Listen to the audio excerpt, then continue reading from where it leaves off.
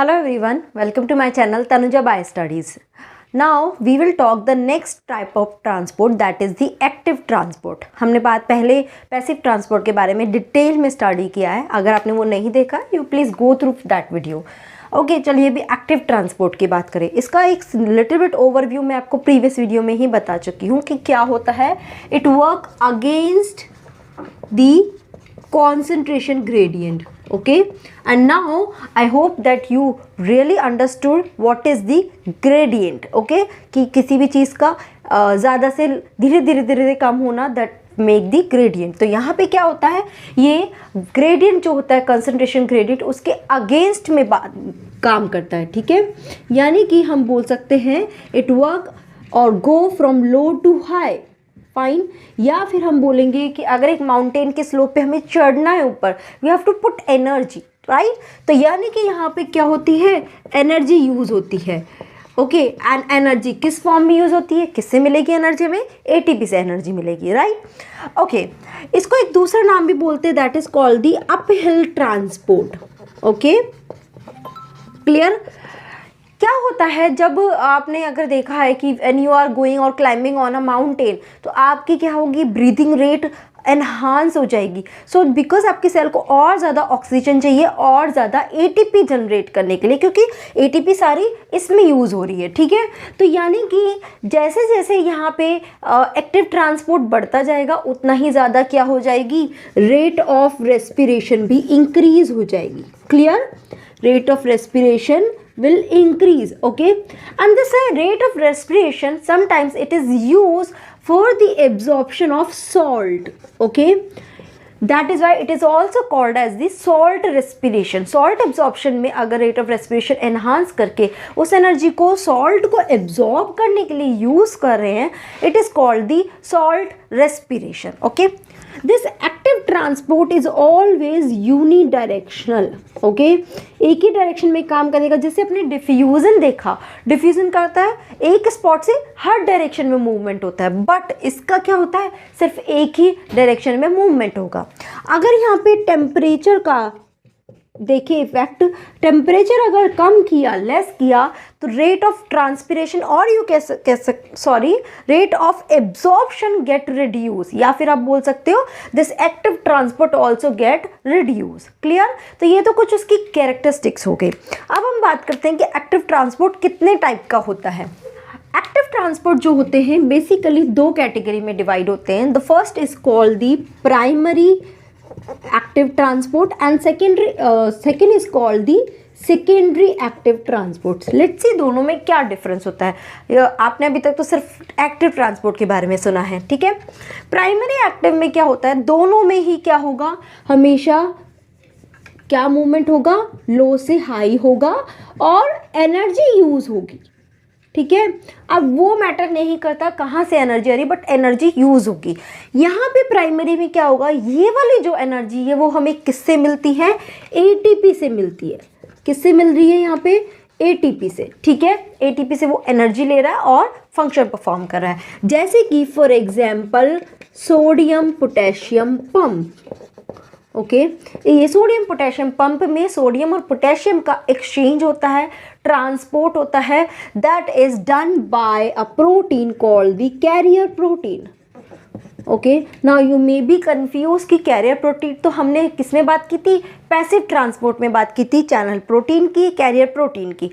As okay, now I need to tell you, channel protein जो होता है उसमें सिर्फ और सिर्फ पैसिव ट्रांसपोर्ट ही हो सकता है, क्योंकि वो हमेशा ओपन रहते हैं. ठीक है, कैरियर प्रोटीन के थ्रू पैसिव ट्रांसपोर्ट भी होता है, एक्टिव ट्रांसपोर्ट भी होता है, ध्यान रखना इसको. ठीक है, चलिए अभी होता कैसे है.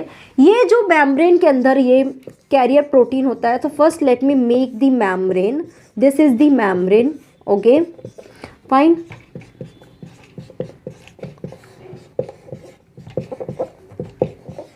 ओके, अगर इस कैरियर प्रोटीन को मैं और डिटेल में स्ट्रक्चर बनाऊं, तो इस कैरियर प्रोटीन की स्ट्रक्चर कुछ इस तरह की होती है, लाइक दिस. ओके,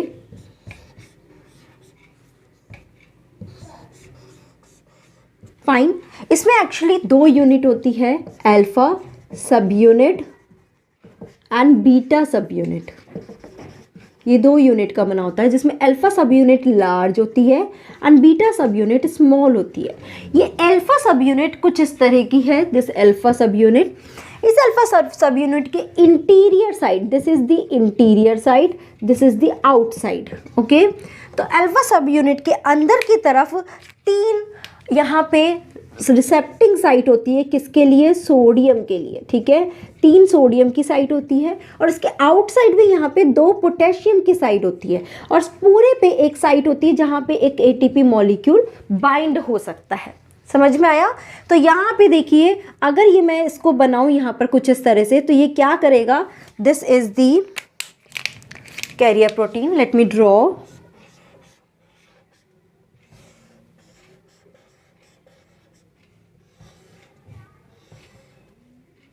ओके, तो ये क्या करता है कैरियर प्रोटीन? ये सेल का इनसाइड एरिया है, inside, and this is outside. Okay fine. अब क्या होगा, नॉर्मली सेल को क्या मेंटेन करना है? सेल के बाहर पॉजिटिव चार्ज मेंटेन करना होता है, सेल के अंदर नेगेटिव चार्ज मेंटेन करना होता है। ठीक है, जैसे कि स्पेशली ये एग्जांपल मैं किसका बता रही हूँ? नर्व सेल का। जब रेस्टिंग पोटेंशियल में नर्व सेल होती है तो उसके बाहर ज़्यादा पॉजिटिव आयन होते हैं as compare to inside. Negative का मतलब ये नहीं है नेगेटिव चार्ज के आयन प्रेजेंट है, मतलब कि कम पॉजिटिव चार्ज के आयन यहाँ प्रेजेंट है। तो उस केस में अगर ये वाला इंफॉर्मेशन या ये वाला जो वोल्टेज है या इलेक्ट्रिक फील्ड है ये डिस्टर्ब हो जाता है, तो उस केस में ये सोडियम पोटेशियम पंप काम करता है। ये क्या करता है? देखिए, ये सेल है, ठीक है, इस सेल के अंदर से यहाँ से सोडियम लेता है, यहाँ पे 3 सोडियम बाइंड होते हैं, ठीक है, और बाहर यहाँ पे भी सोडियम प्रेजेंट है बट पोटेशियम यहाँ पे ज़्यादा अमाउंट में प्रेजेंट है, तो यहाँ पे 2 पोटेशियम बाइंड होते हैं। ठीक है, बिकॉज ये कैरियर प्रोटीन है, तो जैसे ही आयन बाइंड होते हैं they make the carrier solute complex.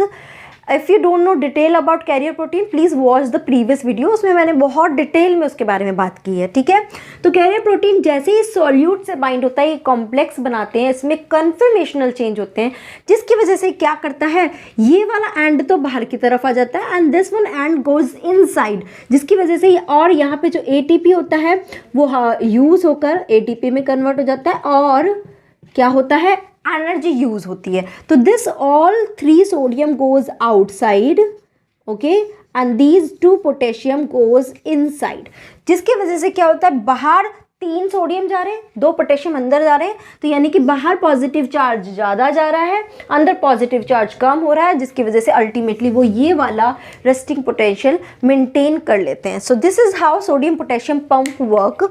अगर मैं इसको एक सिंपल फॉर्म में दिखाना चाहूँ तो it will be like this.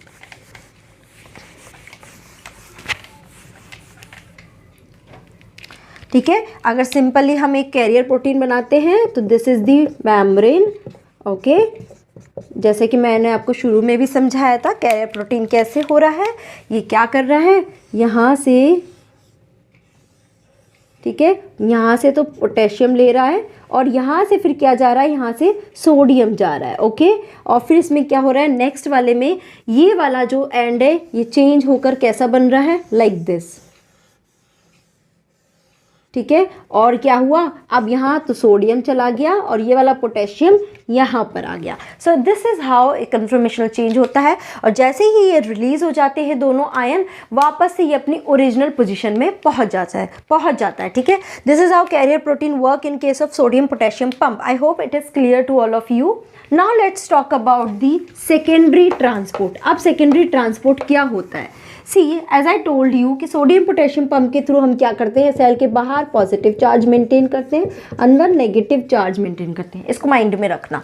Secondary active transport में क्या होता है, they use the energy from electrochemical gradient. ये ध्यान रखना, इलेक्ट्रोकेमिकल ग्रेडियंट। ठीक है, अब ये इलेक्ट्रोकेमिकल ग्रेडियंट होता क्या है? See, this is made up of 2 type of gradient. One is called the concentration gradient. Okay, another is called the electric field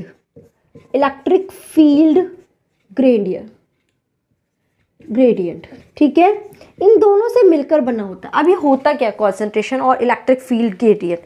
See, क्या होता है, जब यहाँ पे सेल में अंदर पॉजिटिव चार्ज कम है, ठीक है, और बाहर पॉजिटिव चार्ज बहुत ज़्यादा है, यानी कि बाहर सोडियम बहुत ज़्यादा है और अंदर सोडियम बहुत कम है, तो क्या होगा, उस केस में सोडियम अंदर आएगा, ठीक है। या फिर हम बोलेंगे कि ये वाला वोल्टेज डिस्टर्ब हो रहा है तो इसकी वजह से सोडियम अंदर आएगा, ठीक है, कुछ चेंजेस होंगे जिसकी वजह से क्या होगा, दे आर मूविंग अलोंग और according to their concentration gradient, understood, ठीक है।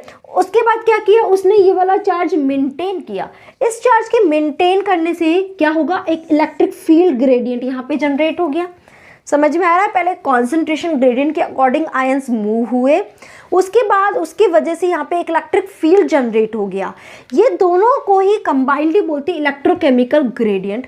इसकी वजह से कुछ एनर्जी इनके पास क्या होती है, स्टोर हो जाती है। क्या होती है, एनर्जी स्टोर हो जाती है। दिस स्टोर्ड एनर्जी इज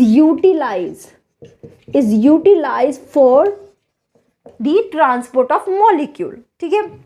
इसको और भी अच्छे से समझते हैं, कैसे, किस मॉलिक्यूल को यूटिलाइज होता है, क्यों होता है, कैसे होता है। देखिए, अगर हम दूसरी लैंग्वेज में बोल रहे हैं तो सेकेंडरी ट्रांसपोर्ट को हम बोलते हैं को ट्रांसपोर्ट, ठीक है। को ट्रांसपोर्ट का मतलब क्या है कि यहाँ पे दो मॉलिक्यूल एक साथ मूव करते हैं, उसके बेसिस पे दो तरह का होता है, सिम्पोर्ट, एंटीपोर्ट, ठीक है। सिम्पोर्ट यानी सेम, सेम यानी कि इसमें दोनों मॉलिक्यूल क्या होंगे, एक ही डायरेक्शन में मूव करेंगे, या तो सेल के बाहर से अंदर जाएंगे या अंदर से बाहर आएंगे। बट एंटीपोर्ट में क्या होंगे, दोनों मॉलिक्यूल एक दूसरे से ऑपोजिट डायरेक्शन में मूव करेंगे। समझ में आ रहा है कि एक मॉलिक्यूल मूव कर रहा है, उसके साथ साथ एक और सब्सटेंस भी मूव कर रहा है, कोई दूसरा सब्सटेंस भी मूव कर रहा है। अब डिपेंड करता है इन दोनों का डायरेक्शन क्या है। अगर सेम डायरेक्शन है सिम्पोर्ट, एंटीपोर्ट यानी डिफरेंट डायरेक्शन है। सिम्पोर्ट में एग्जाम्पल होता है जैसे कि ग्लूकोज सोडियम सिम्पोर्टर, ओके। क्या हो रहा है, सेल है, ये सेल मेम्ब्रेन है जिसके अंदर ये सेल मेम्ब्रेन है और इसके बीच में क्या प्रेजेंट है, ये सिम्पोर्टर प्रेजेंट है, ये कैरियर प्रोटीन प्रेजेंट है। इसने क्या लिया, ठीक है। यहाँ बाहर सोडियम बहुत ज़्यादा है, क्या है, बहुत ज़्यादा है, यहाँ लेस है, तो क्या होगा, सोडियम ऑटोमेटिकली सिंपली क्या होगा, कॉन्सेंट्रेशन ग्रेडियंट के अकॉर्डिंग, सेकेंडरी में मैंने बताया था दो है इसके electrochemical gradient, concentration and electric field, ठीक है। तो सोडियम इसके अकॉर्डिंग क्या होगा, बाहर से अंदर आएगा। जैसे ही सोडियम बाहर से अंदर आ रहा है, see this is the sodium, it is coming inside, ठीक है, ये अंदर आ रहा है सोडियम। अब सोडियम अंदर आने की वजह से क्या होगा, एक कंसंट्रेशन ग्रेडियंट मेंटेन हुआ, इलेक्ट्रिक पोटेंशियल मेंटेन हुआ, जिसकी वजह से कुछ एनर्जी स्टोर हुई। और यहाँ पे इसके साथ साथ ही क्या मूवमेंट हो रहा है, ग्लूकोज भी अंदर आ रहा है। क्या हो रहा है, ग्लूकोज भी अंदर आ रहा है। बट हेयर ग्लूकोज आउटसाइड में लेस अमाउंट में है और इनसाइड में हाई अमाउंट में है। मतलब सेल के अंदर ग्लूकोज है बट उसको और ग्लूकोज चाहिए अपने और दूसरे पर्पस कंप्लीट करने के लिए, तो वो कैसे लेगा, अगेंस्ट द कंसंट्रेशन ग्रेडियंट लेना है तो वो कैसे लेगा, वो क्या करेगा, सोडियम के साथ जब सोडियम अंदर मूव कर रहा है उसकी वजह से जो इलेक्ट्रिक पोटेंशियल यहाँ मेंटेन हो रहा है, इलेक्ट्रोकेमिकल ग्रेडियंट मेंटेन हो रहा है, उसकी एनर्जी को यूज़ करेगा ग्लूकोज को against the concentration gradient work करने के लिए। सी यहाँ पे ग्लूकोज अगेंस्ट द कॉन्सेंट्रेशन आ रहा है यानी एक्टिव ट्रांसपोर्ट हो रहा है, बट यहाँ पे वो एटीपी से एनर्जी नहीं ले रहा, वो किससे एनर्जी ले रहा है, दिस इलेक्ट्रोकेमिकल ग्रेडियंट से जो एनर्जी स्टोर हो रही है वो उस एनर्जी को ले रहा है अपने आप को एक्टिवली ट्रांसपोर्ट करने के लिए। समझ में आ रहा है, this is the secondary active transport. Secondary क्यों, एनर्जी तो ले रहा है बट इनडायरेक्टली वो दूसरे सोर्स से एनर्जी ले रहा है, ठीक है। सिम्पोर्ट क्यों, क्योंकि दोनों ही यहाँ पे एक साथ मूव कर रहे हैं, जिसमें क्या होता है, एक मॉलिक्यूल तो ग्लूकोज का मूव करता है और 2 मॉलिक्यूल सोडियम का मूव करेगा। अब नेक्स्ट क्वेश्चन अराइज हो सकता है आपके लिए कि मैम सोडियम तो अंदर आ गया, ठीक है, अब कॉन्सेंट्रेशन भी मेंटेन हो गया कि बाहर ज़्यादा है अंदर कम है, ठीक है। अब हो सकता है बहुत ज़्यादा अंदर आने की वजह से क्या होगा, अंदर का चार्ज बहुत ज़्यादा हो जाए, ठीक है, सोडियम, और बाहर का चार्ज नेगेटिव में चला जाए। तो अब क्या होगा, थैंक्स टू दिस पंप, अब इस कंडीशन में क्या होगा, ये सोडियम पोटेशियम पंप काम करेगा, जिसमें 3 सोडियम तो बाहर जाएंगे और 2 पोटेशियम अंदर आएंगे। फिर वापस से वो क्या करेगा, किस चार्ज को मेंटेन करेगा, दिस वन, ठीक है, ये वाला मेंटेन किया। मेंटेन होने से वापस फिर क्या हुआ, सोडियम हाई हुआ। फिर वो सोडियम अपने कॉन्सेंट्रेशन के अकॉर्डिंग दूसरे सोडियम चैनल से, पर्टिकुलर सोडियम चैनल से अंदर आया। जैसे अंदर आया, इसके साथ क्या आया, ग्लूकोज भी आ गया, ठीक है, ग्लूकोज भी आया और उसके साथ फिर वापस वो सोडियम पोटेशियम पंप से मेंटेन होगा। फाइन, समझ में आ रहा है। So this is how this all whole symporter is working. Okay, चलिए अब हम एंटीपोड के बारे में बात करते हैं। एंटीपोड बहुत ही सिंपल है, इसमें बहुत ज़्यादा समझने का नहीं है। जस्ट हम एक इसका एग्जाम्पल लेंगे directly, and the example is what, sodium calcium antipode in heart muscles. ठीक है, इसमें एंटीपोड में क्या होगा कि एक ये सेल मेम्ब्रेन है, ठीक है, और यहाँ बीच में ये क्या है, कैरियर प्रोटीन प्रेजेंट है। ठीक है, सी इसमें एक और चीज़ बता देती हूँ, कैरियर प्रोटीन शुरू में यही रहता है कुछ इस तरह से, ठीक है, ये ओपन नहीं रहता हमेशा चैनल प्रोटीन की तरह, पर जैसे ही मॉलिक्यूल इसमें बाइंड होता है, इसमें क्या होता है, ये क्या होता है, एक मिडिल स्टेट में आ जाता है लाइक दिस, जिसमें क्या हुआ, ये ओपन हो गया। तो मैं डायरेक्टली आपको ये वाला स्ट्रक्चर बना के दिखा रही हूँ। ठीक है, तो यहाँ पे क्या होता है, सोडियम तो बाहर से अंदर आएगा अलोंग इट्स कॉन्सेंट्रेशन ग्रेडियंट, जैसे कि सिम्पोर्ट में बताया कि यहाँ पे ये हाई है और यहाँ पे ये लो है जब हार्ट मसल्स बहुत एक्टिव है। ठीक है, बट हार्ट मसल्स को भी थोड़ा रिलैक्स होना होगा। उस केस में क्या होगा, ये सोडियम जैसे ही इसके अंदर आया तो ये क्या हुआ, कैरियर प्रोटीन खुल गया थोड़ी देर के लिए। जैसे ही ये खुला, क्या हुआ, यहाँ से कैल्शियम बाहर चला गया, यहाँ से कैल्शियम बाहर चला गया। दिस इज हाउ क्या हुआ, एक तो अंदर आ रहा है, एक बाहर जा रहा है, and they use the energy through the electrochemical gradient, इसकी वजह से क्या करे, वो हार्ट मसल्स को थोड़ा रिलैक्स कर पाए। ठीक है, so this is the example of antipode in which both goes in opposite direction. Okay, so I hope this whole active transport is clear to all of you. If you have any doubt, please put your query in the comment box. Thank you so much for watching this video.